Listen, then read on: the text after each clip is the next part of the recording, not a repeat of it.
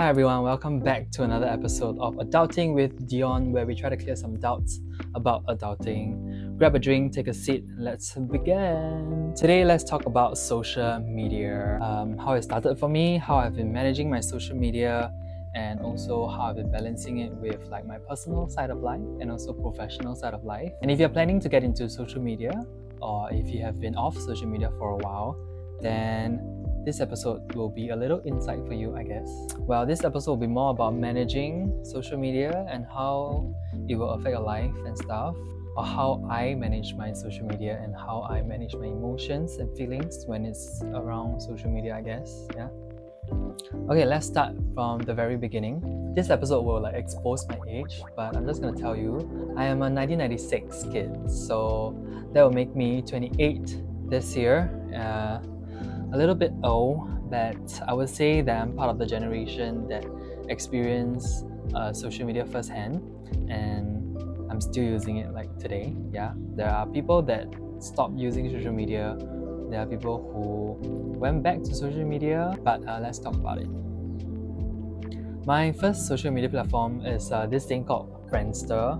For the Gen Zs out there, this is not like a phone application. It is more of like a website that you have to access using like a computer.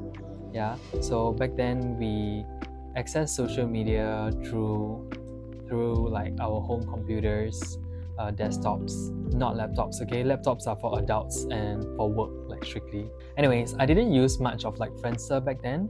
Yeah, because like after a while, like Facebook came into the picture, and then people started going on Facebook more often. Yeah, I still remember my first post on Facebook. I think it was around primary 6. Yeah, I posted photos of my friends in primary 6. So I used to have this Sony Ericsson phone, like a teeny tiny one, and then I'll just go around and take pictures of my friends. Yeah, I remember like I have the photos in my phone, but then I could not upload the photos using my phone because it's just not that advanced yet, I guess.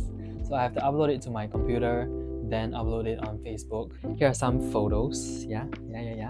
This is teeny tiny me and my friends. I'm very sorry for exposing you guys like that, but yeah. Oh, and back then we used to have this thing called like an MSN Messenger. It's like our WhatsApp and our Telegram of today. Yeah, it's just our chatting platform, I guess.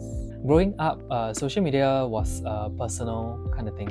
We will only share with our close friends or family, where you have to like send a friend request, then you can post things to let them see, you know. So it is not like something that your schoolmate will see or your neighbor will see, you know. It's not that accessible yet.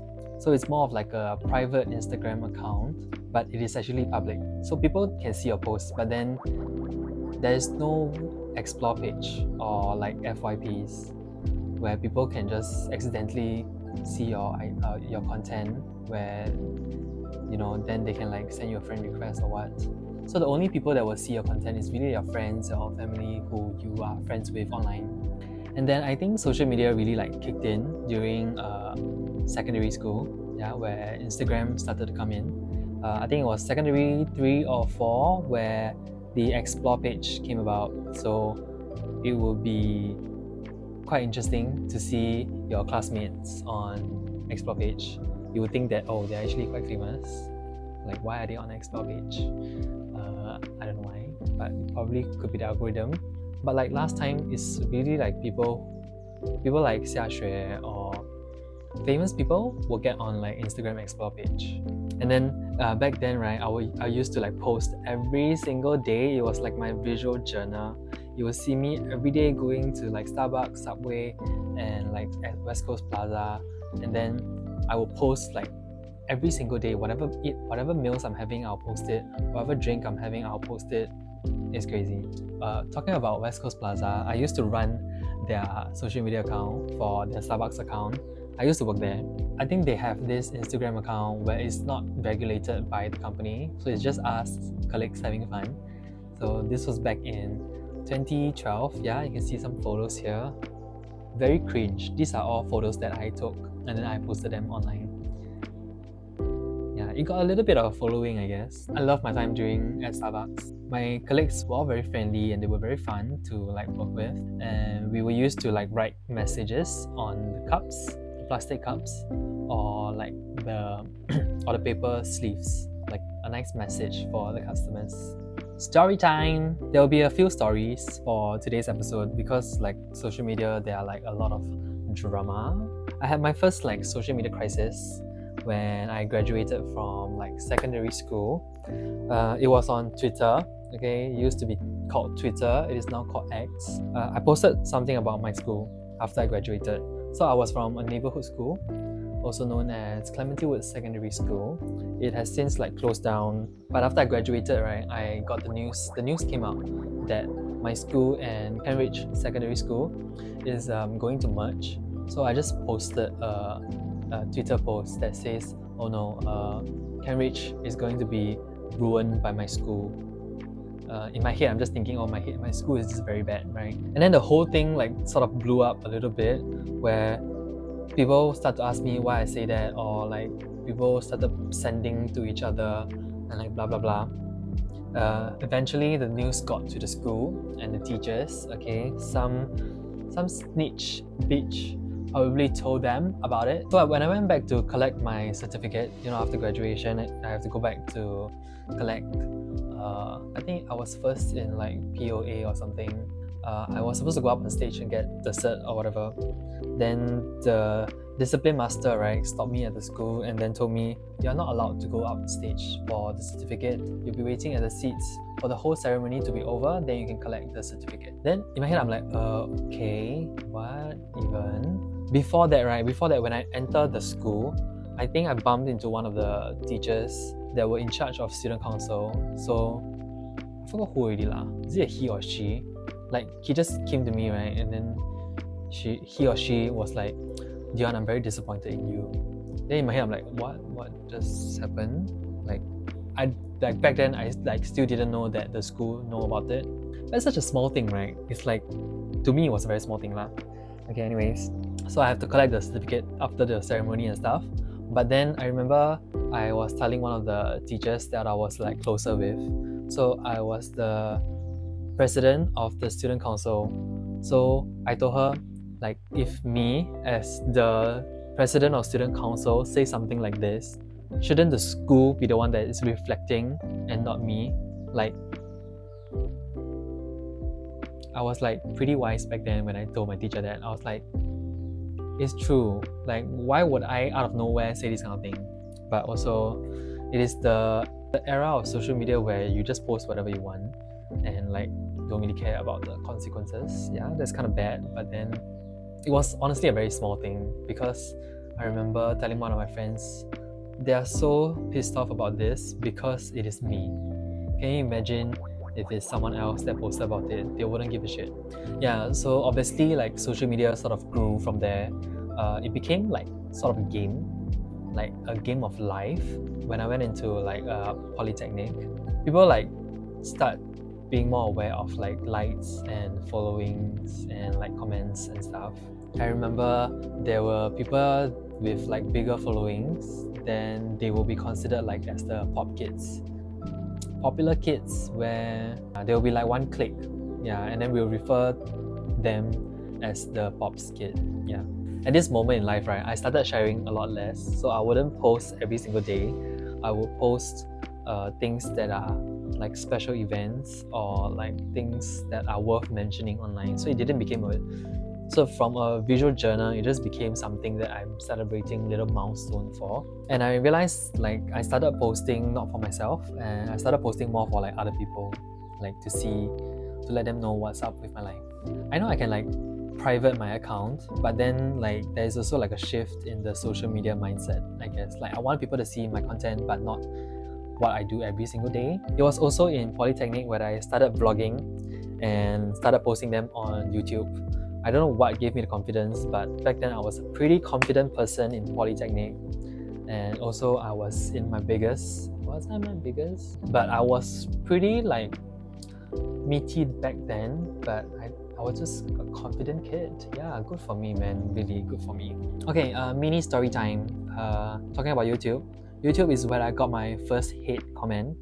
Yeah, I posted a vlog of me in Vivo City, and then this was when Pokemon Go started, and then everyone in the world is going crazy over this game, and me included. Okay, so I went to Vivo City with my friend to catch Pokemon, and then just have dinner, simple dinner. And I think in the video I mentioned that everybody's crazy, running to catch Dragonite or something like that. Then the hate comments started coming in. They were like, don't judge or like gay. Now it's funny, but then back then, right, I don't know why, but people like to just comment gay or like aqua. Like, okay, like why are you trying to get at here? I don't know, are they trying to trying to gather hate for me for being slightly feminine or what? Yeah, and this, like, the gay hate comment will appear like once in a while, so I got used to it, I guess. Back then, right, I'll reply to every single hate comment. Yeah, I'll reply to the don't judge comment. I will say like, I'm actually part of them, when I'm calling them crazy, I'm also like part of the crazy people that is also running for the Dragonite. But yeah, so that was like my first hate comment that I got online that I can remember. That video itself, I can put it here. I received 19 dislikes and only 2 likes. Thank you to the 2 people that liked my video. I think those are my friends, but thank you so much. Okay, so after Polytechnic, after my vlogging era, I went into National Service. National Service, I had a little quarter-life crisis. Okay, that was when I broke up with my ex. Yeah, when I got dumped, right, I was like, I want to delete my social media account. Like, I was so ready to delete my social media account because I was like, I just want to cleanse everything. I don't want to do this anymore. Then, but I didn't. Okay, instead, I removed all 2,000 posts. It's insane. I downloaded this app to help you delete posts. So I delete over 2,000 photos. I remember I used to post every day, right? So all those photos are all gone, no longer in memory ever.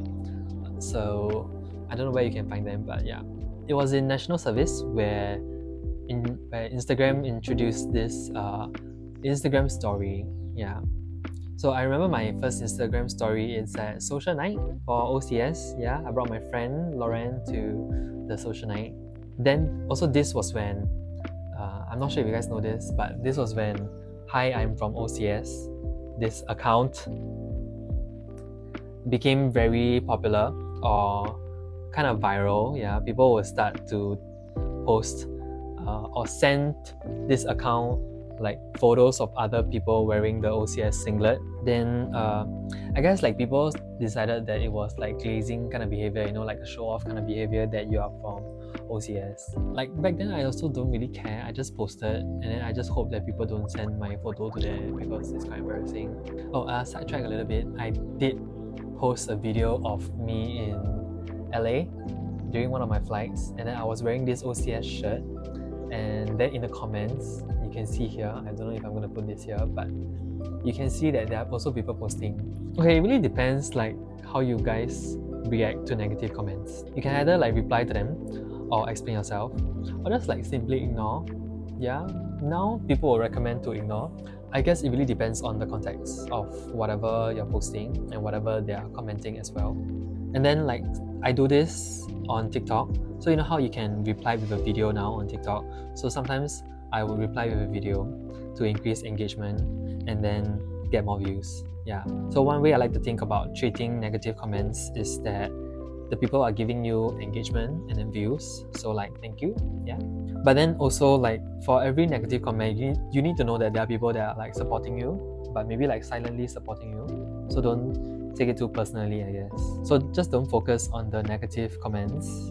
I guess it is more reflective of the person that is commenting rather than you. You have to understand that sometimes it's coming from their own trauma. That's why they're commenting like negative things.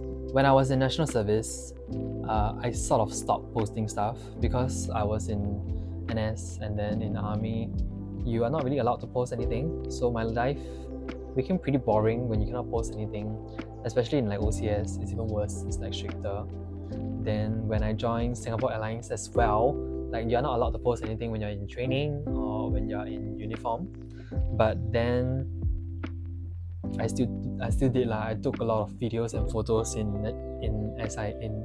Singapore Airlines, but then it's not posted when I was an active crew. Yeah, and I'm like someone that will post every single thing in the moment to like just share with my friends and family. So my IGS, right, my Instagram story used to be like ruler, where it's like tiny little tabs and it's like super long. And then it was during COVID where I started my TikTok account out of boredom. Like I will post like silly videos. I think my first ever video was me going to get a tattoo from my friend. So I wanted to do it as like a little vlog. I stopped vlogging for a while, but then I was like, you know what, let's just try TikTok. Yeah. And then like the views were pretty good, I guess, but I didn't really blow up. Like I didn't really go like mini viral or viral at all until Auntie Annie video. Yeah, I guess some of you guys would know like the Auntie Annie video. It's pretty embarrassing.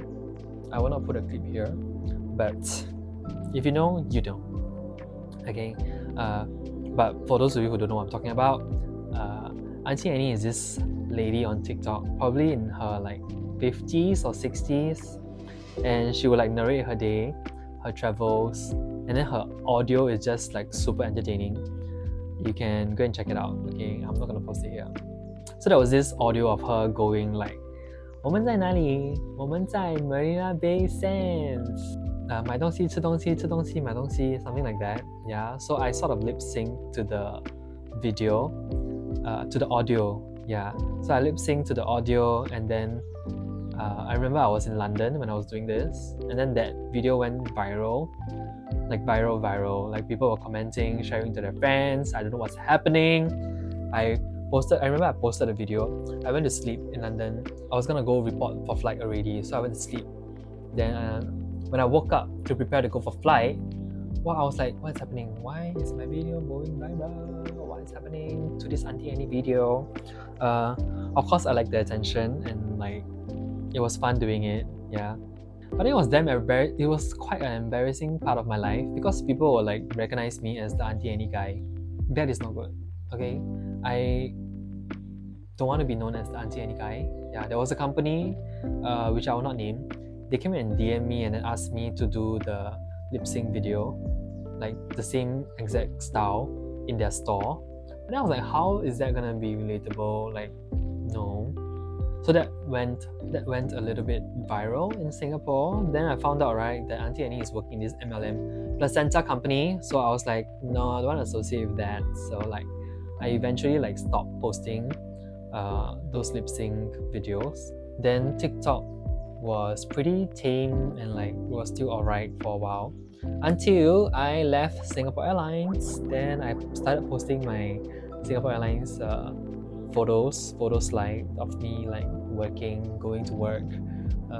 Then that went really quite viral, 500,000 I think now, almost 500,000. And then I think this was just nice where TikTok was promoting photo slides. So with the algorithm helping me, it sort of went pretty viral, yeah. Which is why I'm very glad that people are recognizing me as the Singapore Airlines guy, not the Auntie Annie guy. Like, please, no. I was at an event, okay? Hi May, if you're watching this. May is like an influencer friend of mine. She came to me the first time she saw me. She came to me at the event and then she was like, "Are you Dion?" Then I was like, "Hi, yeah, hello." I was like, "Hi, yes, I'm Dion." Then I asked her, "Oh, how do you know me? Where do you know me from?" She was like, "Oh, actually, I know you from the Auntie Annie video." No, why you know me from Auntie Annie video? So embarrassing. It was so embarrassing. Then I was like, but then she was like, "Oh, no, it's very funny. I remember you from there. It was very funny. I like you. I like your personality and stuff." Then I was like, thank you. I don't want to be known as the Auntie Annie guy, so no thank you. Also, when the SQ video or photos like kind of blew up, like I was like already at the end of my career flying, so I don't really have a lot of flights where I can go and take photos, right? So like the subsequent flights, the last few flights, I try to take as many photos or contents that I can while working, but not interrupting my work as well. Still manage to do my work to my best abilities. Yeah, so I have like limited amount of content that I can post when I was flying, because I didn't really plan to post about it, and I didn't really want to become a content creator like really fully when I was working. Yeah, so but I should have. Yeah. Anyways, after that, right, I got a little bit of a creator's block where I don't have content to post because I have no more flights. I already left the company. I don't know what to post. Yeah, so I guess I'm like reviewing stuff on TikTok Shop. So like you guys can go and check it out. One of my favorite stuff I got recently is this Jisoo Life fan. It is not sponsored. If you guys want to sponsor me, please feel free to come and sponsor me. That's in here. It's amazing. This pen is freaking amazing. Yeah, so for me, I guess social media became something that I can leverage on when my TikTok videos went viral. Yeah, that was like when I thought like, hey, maybe I have potential to like make this into something. Yeah, because there were brands that coming to look for me. I went on Lemonade. So Lemonade is really something that kicked off my content creation journey. Or like using social media as a professional, like using social media professionally, because Lemonade, they came and approached me to write posts on their platform. It can be anything that I want, but I am just creating content on their platform. So that really got me to like start creating, to find things that I can recommend to people, or things from my experience, or just share with people what I feel, what I think, what I recommend. So Lemonade is where I really started everything, where I started to treat everything more seriously, I guess. And that's also where I got more brands to come and find me. I don't know why, but like Lemonade is a place where most companies find me from. Like, I don't know. I would like recommend people not to post nonsense, like shit that you will regret in the future. Yeah, this has been something that's in my mind since like I started using social media like at a young age. I don't want to go back and then be like, oh my god, that was so embarrassing, why did I post about this, or why did I do this, or like, if something big happens in like current affairs or what, then you say something that you will regret. Don't do that. Always think twice when you want to post things, But I guess if you are creative, if you are in the creative industry, you would need social media to kind of like to showcase your work. But even if you are like an accountant or like an engineer, you can still use social media to like leverage your work. You still can use it to like leverage yourself, by using like LinkedIn, or do work related content, and then people might know you from there. Yeah, I guess social media has more pros than cons, honestly, if you know how to use it. We must be smart about it when we're using social media. We cannot let it affect us too much.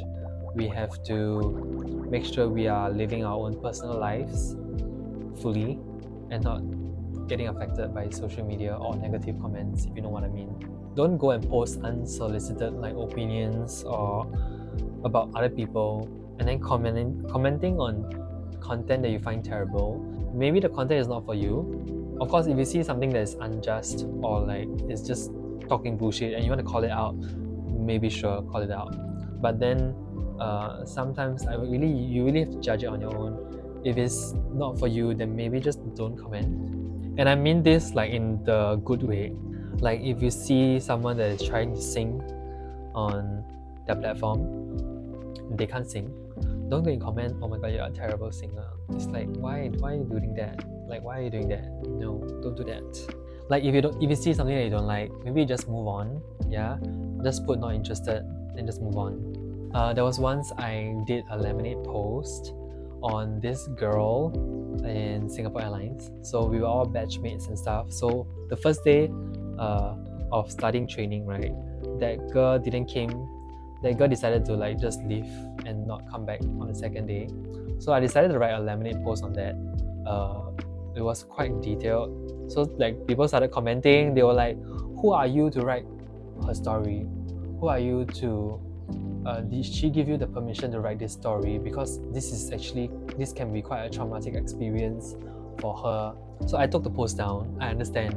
So like this kind of calling out, I guess, is good because you can kind of remind the writer that this is not your content to put out. You're holding the creator like accountable for their content, you know. This kind of calling out, I guess it is okay, it's alright, but then not like commenting bad things, unsolicited advice to like people. Yeah, even if you don't like the person, right, you can just block the person. Like you don't have to follow, you don't have to see their content if you block the person, right? And sometimes if you are commenting things, right, I think that you should be expecting a reply. Yeah, there should be a conversation going on, not like when you reply something bad and then when I reply, right, you say that I am like bullying you or like abusing you or rallying my followers to go against you. Like, make it make sense. You are the one that posted the bad comment and then I cannot respond. What? With that said, with all of that said, right, I know of people that are not on social media at all. I know of people who cannot live without social media. So really, it's really about how you want to use it, whether for your own personal life or your professional life. Always try to balance it. Yeah, I guess.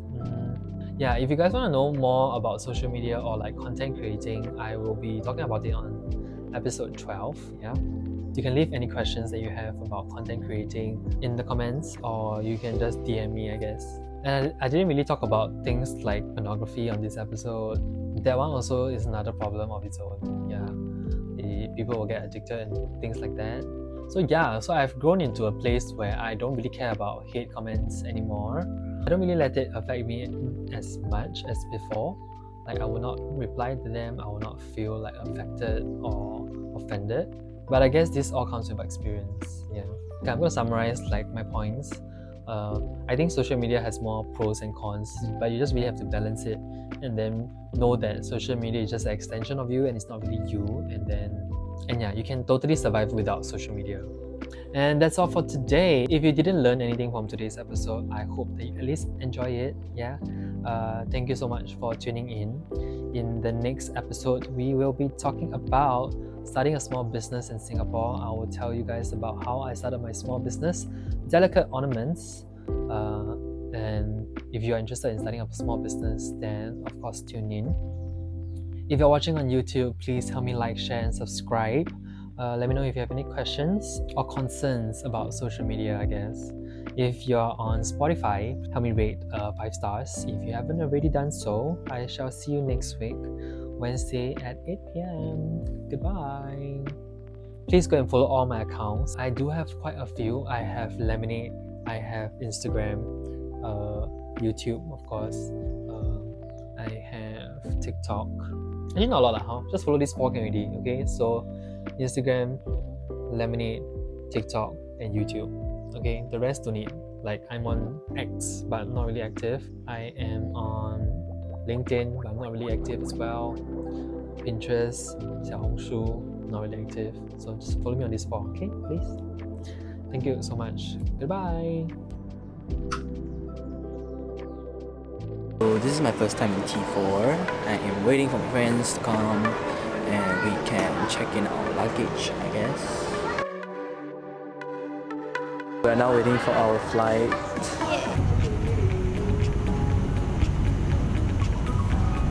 Okay, that was for my graduation video, so you can click here, I don't know, for the video.